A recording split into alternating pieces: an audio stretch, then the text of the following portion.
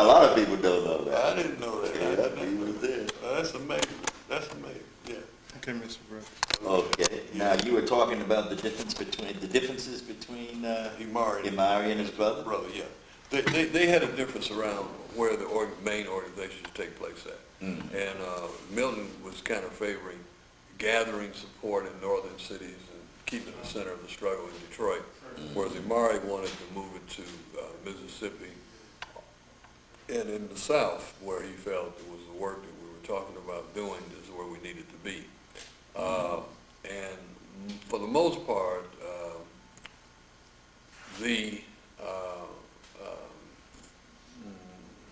I think the rank and file around the country kind of supported Imari's position.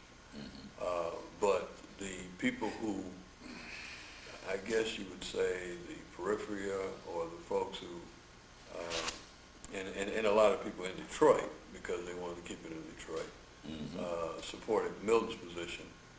Milton was the kind of a popular figure, especially in Detroit, because of his long history of doing the thing, whereas Imari had kind of been behind the scenes in a lot of things, been the person that was doing the work, the technical work. task, task-oriented work.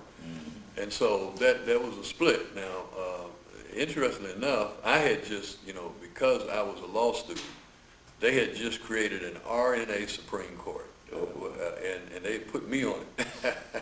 And they also put Kenny Cockrell on it, and then they did something which was very unrealistic, but in the spirit of the movement, I guess, put a political prisoner on it who was still in jail. His name was Martin Solstry. Martin Solstry was up in New York. Oh, yeah. I think you probably remember Martin. So everybody loved Martin, so they put him on it. Now, of course, when it came down to a hearing on this big issue, Martin Solstry wasn't available, as you would think, as you would know. And Kenny Cockrell decided that he wasn't going to serve because he said it was too much of a political internal issue of the RNA, and he wasn't part of the RNA. He would just volunteer to help, So that left me, Right. So as the sole judge, who was the young brother who really was in awe of both of them, Imari and Milton. So I did my best to weave out a decision which would try to, what the decision came down, it really didn't have to do with whether we would leave or stay. The way that they surfaced the fight, the real issue is what I just told you. The way they surfaced the fight was around the elections, who would be elected, right? And the way the elections would occur. Milton wanted to have an election which would be everyone come to the convention would vote. And that would mean that Detroit would pretty much decide the election because that's where the election people were. Well, that's where the convention was going to be. Going to be held. Yeah, Imari wanted an election where there would be representation, and the representatives would vote from around the country from the various different units, as well as the representatives in Detroit. Which would mean that the rank and file would pretty much make the decision. You know what I'm saying? Yeah. So I fashioned out a decision which said that if over 40% of the what we call conscious citizens would show up, then it could be an at-large convention and everybody could vote. Okay, everybody that was a conscious citizen. Okay. If it was less than that, then I thought it would be underrepresentative, and that therefore we should vote by representatives at that point. So every area should elect a representative and try to send as many people as they can, and that the decision would be made at the convention whether they had 40% or more of the participation in the provisional government in the RNA. So Milton didn't like that, so he decided, no, that's not going to be it. So I think, to be honest with you, Milton was ending a period of his political advocacy and kind of going through some changes, and certainly as a busy lawyer was not able to continue the pace of what he had been doing politically. And so to some extent, I think Milton, this was a way out. I mean, and I don't want to try to be a psychologist, but I think to some extent it was. So he said no, and so Imari said yes, and so we went ahead and had the convention, and it didn't get over 40%. A large part of the reason it didn't get over 40% probably is because Milton decided not to participate. Not to participate. Yeah.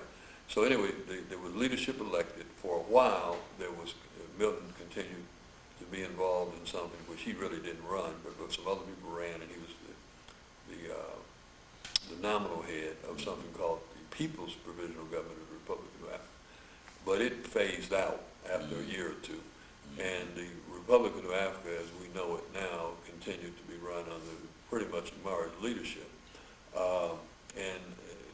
At that point, there was a change in what the Provisional Government of the Republic of Africa was. Prior to that time, the Provisional Government or the Republic of Africa was largely a loose coalition of people who believed in that broad objective. And so you had people from, like cultural nationalists like Baraka and Karenga, who threw their names in the hat, H. Rap Brown,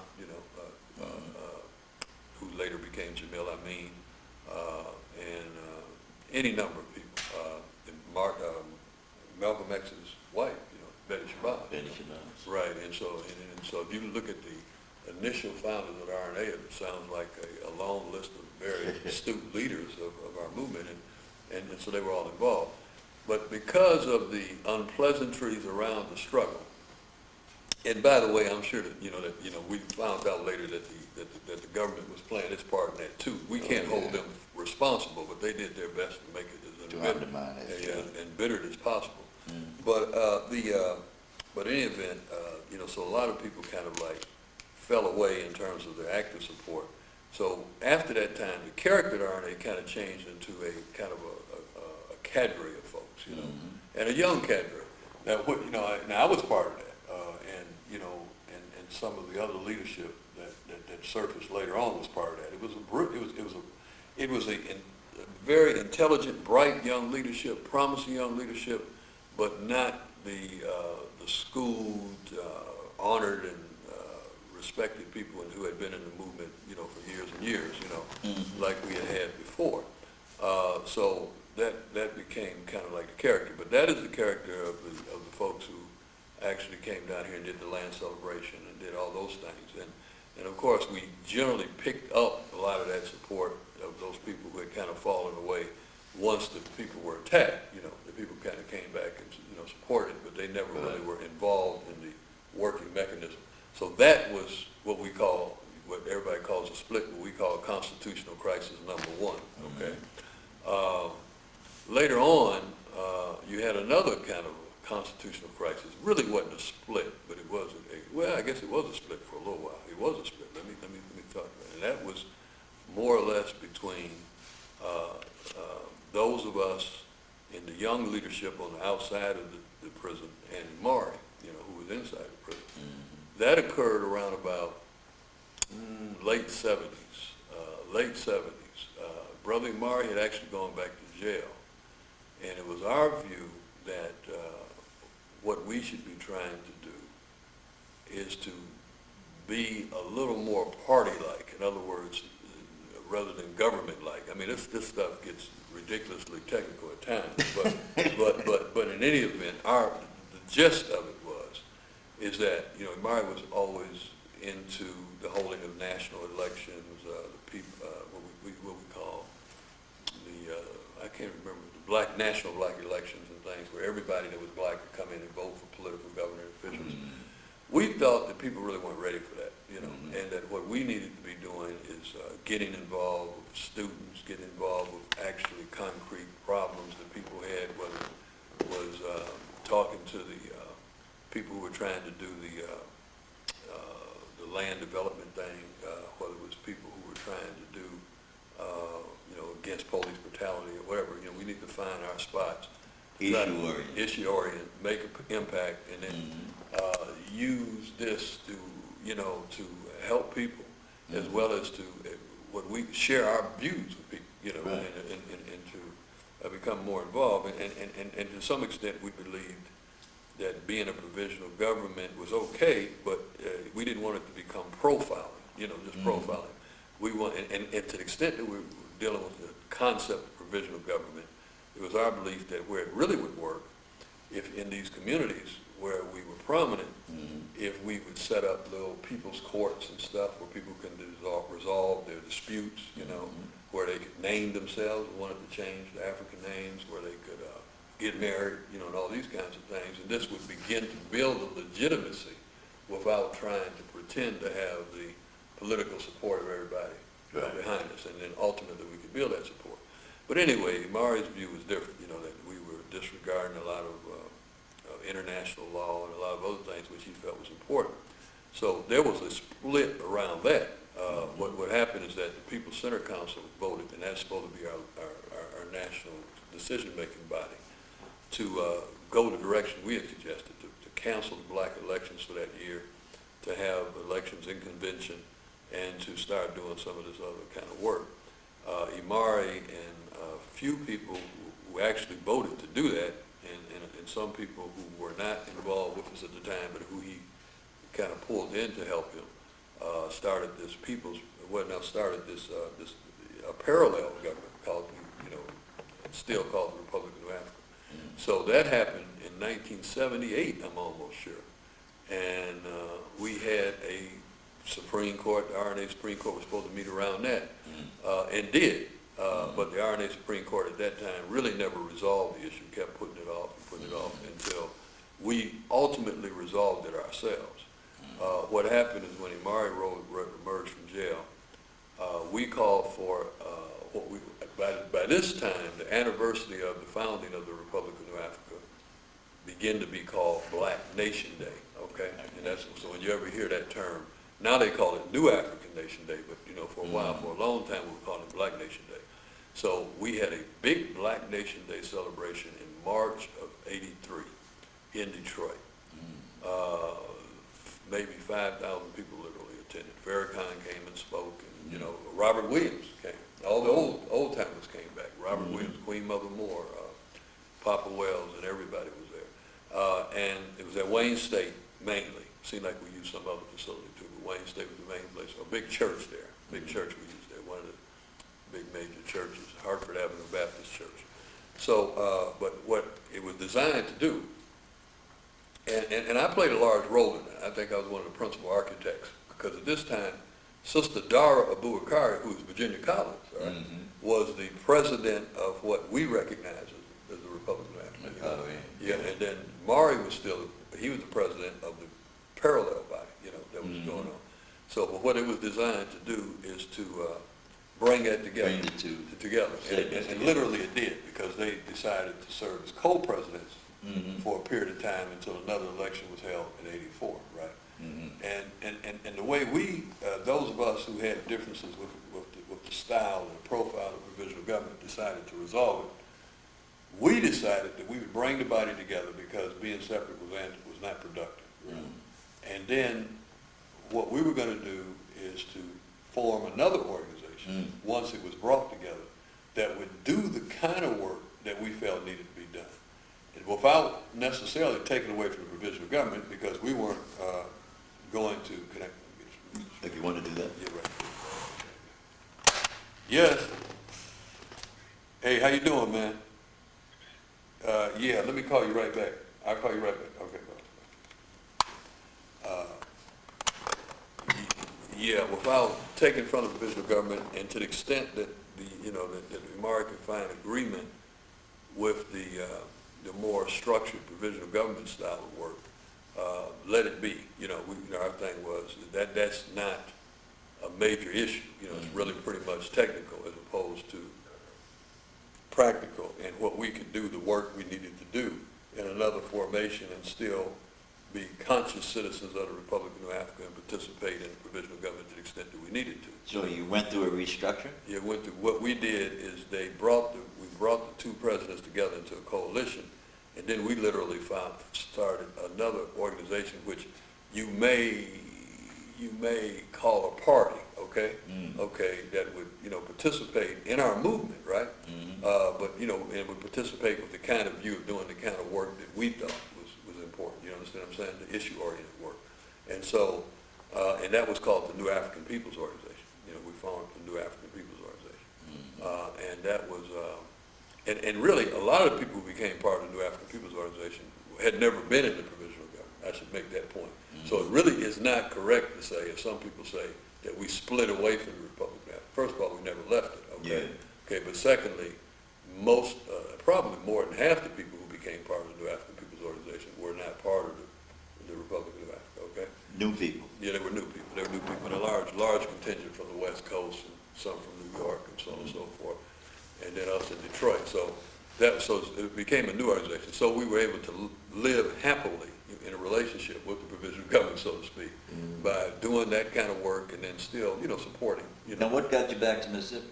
Well, what got me back to Mississippi is the constant desire to continue to do, to take up this work again, and it was the new, and as chairperson of the New African People's Organization, I came back here. Oh, you were elected chairperson of the New African People's Organization, right, and I came back here to continue that work, and actually came back in '86.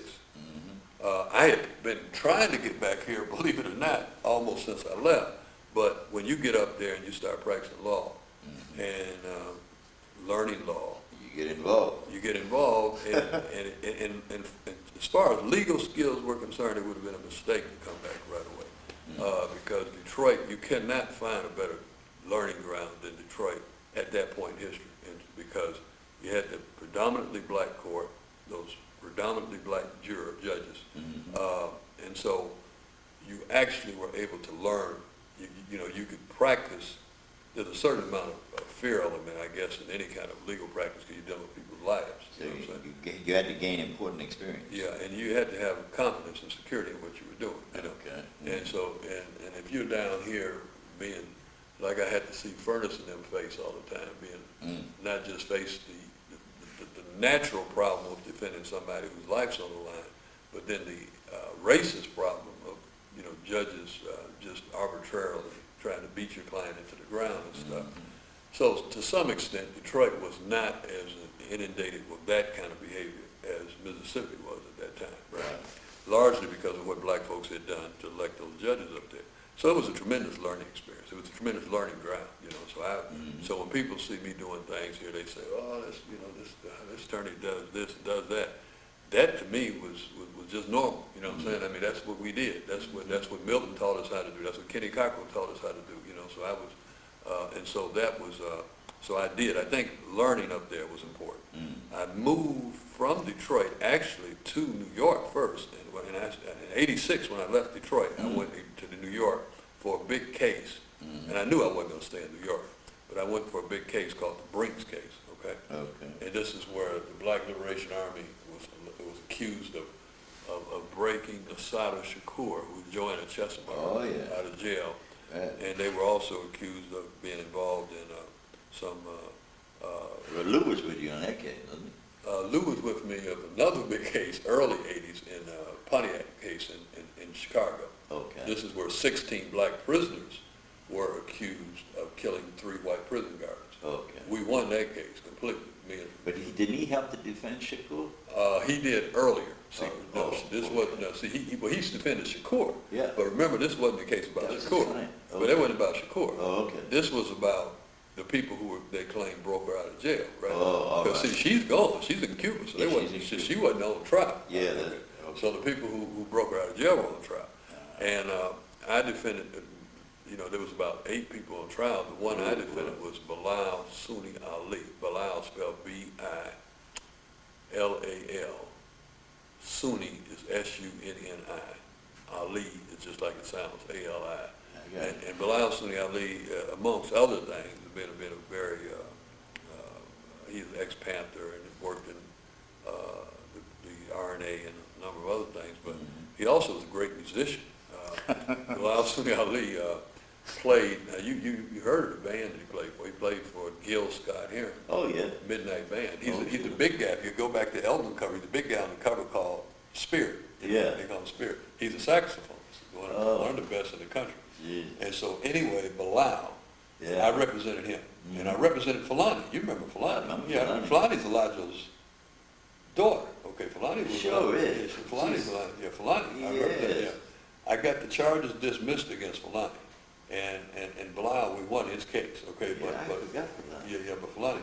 But see, Fulani, when she's arrested down here in connection with the Brinks case, and wrongfully, but they claim that she was involved, right?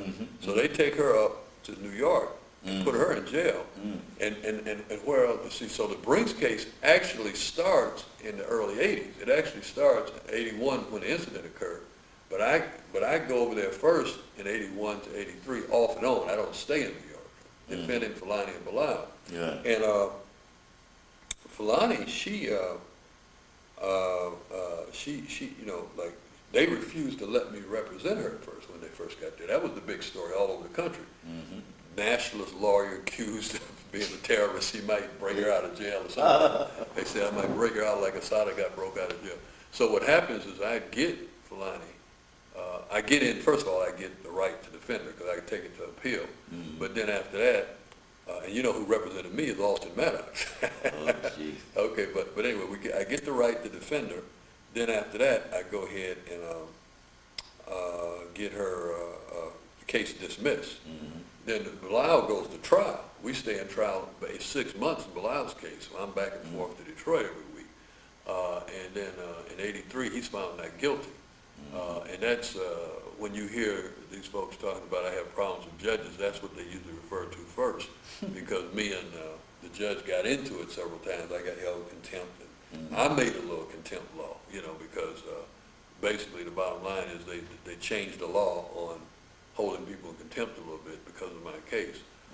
But in any event, at the end of that trial, I go back to Detroit, but in '86, Tupac Shakur's stepfather, who's already charged in that case, but he was at large, they couldn't find him, okay? His name is Mutulu, spelled M-U-T-U-L-U,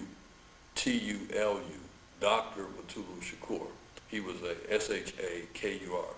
He was a acupuncturist, okay, that's why he was a doctor. You know, he was a licensed acupuncturist. But they claimed he was involved with the Brinks thing, and he goes to trial then. So what I do is I go back to New York in '86. Me and my wife decide we're just going to live there for 2 years and try that case, okay? And then we're going to come down here, you know, as soon as we get finished. So I get finished in '88 and come down here. And that's what happens. We stay there from '86 to '88, literally, and come down here. So I had a long involvement with the Brinks case between '81 and '88. Of course, I was doing other things. That wasn't the only case I was handling.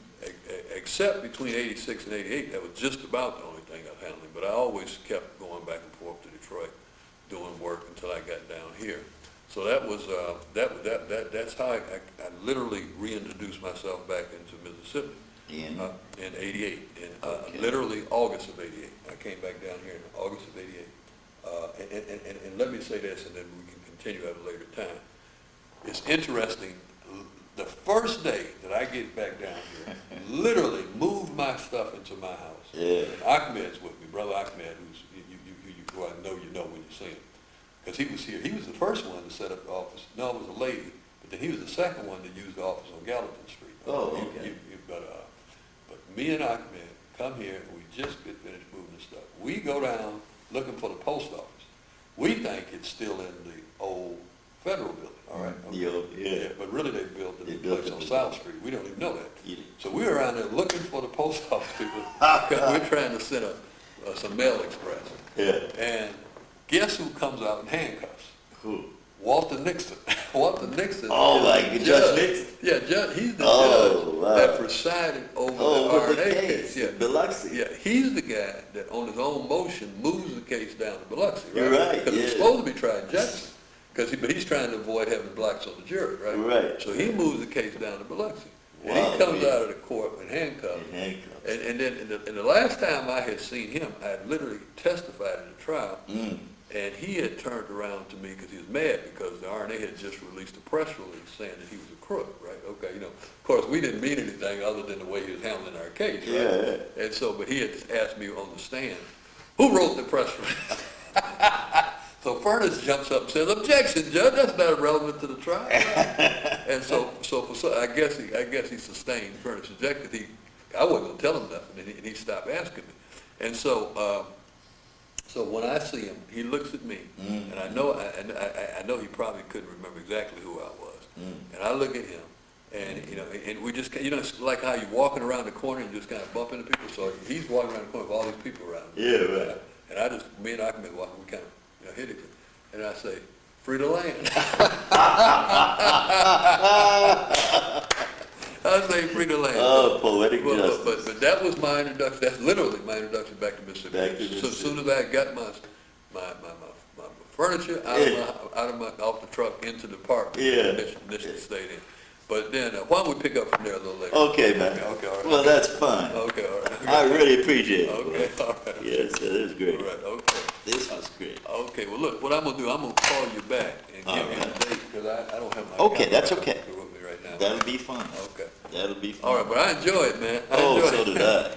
Yeah. So did I, Chokwe. Okay, well, let me get over here to the office. I think they're waiting for me. All right. Okay, then. Thanks I'll a talk to bunch, you, man. Okay, I'll talk to you a little later. All right.